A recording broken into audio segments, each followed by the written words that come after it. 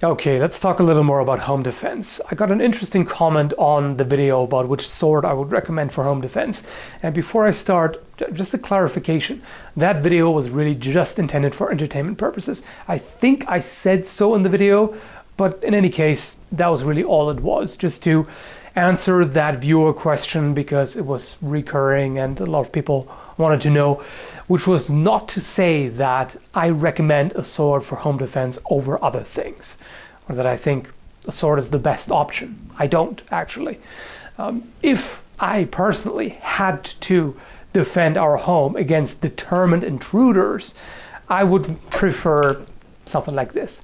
At least a handgun, be it a semi-auto pistol, or even a single-action revolver. You can, of course, argue that firearms escalate the situation. So if the intruder has one, you have yours, they see it, they might draw theirs, and now you've suddenly started a firefight where none would have been. You can also focus on the situation. If the intruder has a firearm and you don't, and they are intent on hurting or even killing you, you're done for. Because if they have a gun and you don't, there's very little you can do unless they're close enough that you can rush them. So it really depends on a variety of factors. And I don't think that there's a universal solution, that there's a general perfect answer. It depends, like a lot of things. You can just think about it for yourself and make up your mind as to what for yourself seems like the best choice and the best course of action in a likely scenario. For example, you can prefer rubber slugs or rubber buckshot in a shotgun, which is, in one way, it's a very good choice because that way you're safer in legal terms in the aftermath, because then you can show, hey, I have loaded rubber projectiles. I was not intending to kill that person, but I was still able to defend my home. So that's better in that way. And also, if it's somebody who just wants to steal your stuff, then killing them over just that, of course, is not justifiable, also morally. So if you can scare them off, if you can just hurt them a little with rubber bullets, and that's a good choice. However, if that's not enough, and they're not really enough to stop a determined attacker, then you may be in trouble. And if they start shooting at you or rushing you with a knife, you may not have enough time to load your hot round, so to speak, your actual lethal ammo. The firearm could still be useful for just scaring them off. And that's really the main goal, in my opinion. Your main goal, if somebody breaks into your house, is to chase them off. I don't think your goal should be to kill them or to maim them or to disable them, unless they attack you first, of course. But the main goal is get them away, because you don't need a fight. That's not what you want. You just want them to get them out of your house or your apartment or whatever it is. That's really your main goal. So brandishing a firearm is very, very likely to scare them off, because somebody who's just out to steal some stuff is most likely not in the mindset that they want to risk their lives. It happens that somebody's on drugs or so desperate, or maybe they themselves feel that threatened in that moment that they start a real fight. It's possible, but in most situations, I'm pretty sure that would help. Okay, let me actually read this, because that was really the main point. So the comment that I got on that video is this: I once confronted two invaders with a long knife. They just said, "I just want a glass of water." Of course, that was implausible, but they were well aware that a non-psychopath can't stab someone who is asking for water. So I was powerless to stop them, roaming around looking for loot. I could stand in front of one of them, but the other one could move around. I was paralyzed by the fact that I knew I would kill them if I attacked them. I would have been in a much better position if I had picked up a bludgeoning weapon such as a chair. I could have taken a big swing and known that they would have been moved to leap out of the way. With the knife, anything but moving in quickly and sinking the knife deeply into them would have been pointless. A less decisive attack with a knife would have been an invitation for them to take it off me. So this is a very good point, and I'm glad that somebody brought it up. I was meaning to talk about this topic in a video sometime, but I didn't remember until now. So This is a real issue that anybody faces who's practicing martial arts with the intent of self-defense, of being prepared for the hopefully unlikely and hopefully never occurring situation in which they need to defend themselves against an attack. Anybody who does that needs to consider the ramifications of doing that, not just legally, depending on how the laws are where you live, but also ethically. Can you attack somebody, or I shouldn't say attack, if you're attacked first, that's a different story, but can you use lethal force against somebody? Some people can't do that. Some people won't be able to live with themselves afterwards. They will be suffering from that mentally, especially if they end up killing the person. Other people have less qualms about that, or believe they have less qualms about it until it happens to them. But in any case, it is a severe issue. And depending on the mindset of the intruder, they may call your bluff. If you threaten them with a blade, they may just say, well, whatever, what you gonna do? Stab me?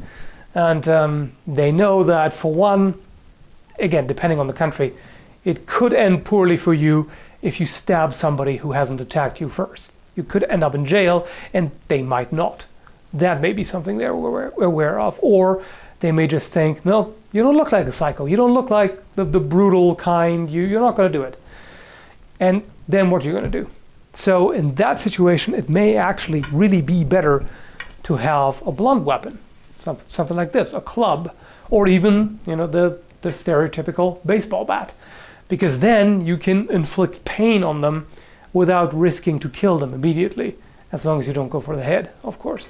But you can break bones with it, you can bruise them, you can cause them pain, you can dissuade them from continuing what they're doing, basically. The drawback of that is that something like this is a lot easier to disarm. A knife is incredibly hard to disarm without getting cut and stabbed in the process, which any martial artist who practices knife defense can tell you. It's scary to go up against a blade and try to disarm it. A club is still no fun to deal with, of course. You can get your limbs broken, you can suffer all kinds of injuries. However, it's easier, because if you just get a hold of it, as soon as you have a firm hold of it, unless the other person is really good at grappling, there's not too much they can do. And if the attacker is stronger, of course, they can just pull it from them and use the club themselves. And once again, if you strike them before they have signaled their intent to hurt you, you started something and they may now actually seriously fight you. So it's something worth considering. At the same time, I also think you shouldn't be expected to just stand there and watch them loot your home without doing anything, while waiting for the police, of course. But it's going to take them quite a while. Until then, who knows what they've done. And then there's also something else to consider.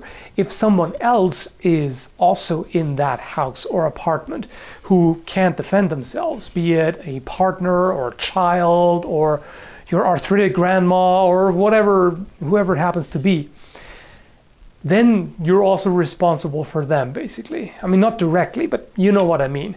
If there's someone in the house, you can't just stand there and just, whatever they're going to do, right?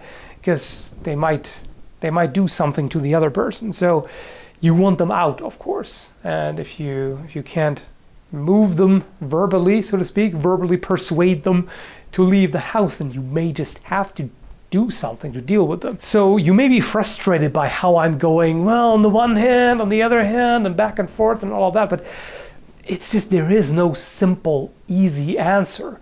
If somebody is trying to tell you, oh, there is this one solution for home defense, and this is perfect, and you don't have to worry about anything else, and they want to sell you something, or they're bullshitting you, or that's just what they have decided for themselves, and they stick to it and don't want to consider anything else. It's not that easy. It really depends on a lot of things. It depends on what you're comfortable with, what you're willing to do, what you think is reasonable. And so one more thing before I wrap this all up. So I would actually say, when it comes to a sword, defending your home with a sword, I would actually say something like this might be a good compromise. So this is a completely blunt practice weapon. The point is rounded off, it has no edge, but this would still be a useful weapon. For one, if you strike somebody with this, especially if you do it with proper technique, this is going to hurt. There is a reason why HEMA practitioners wear all the protective gear they do when they do steel sparring. These can generate quite a bit of force despite being designed to be largely safe, at least with protective gear. But if you strike somebody who is unprotected with this, especially on bone, in the chest, on the collarbone, shoulder, yeah, that's I know that's very debilitating. Head to an extent, but that gets dangerous, of course. And you can also thrust with it. So they are more flexible than sharp blades because they are not meant to inflict that much, inflict serious injuries.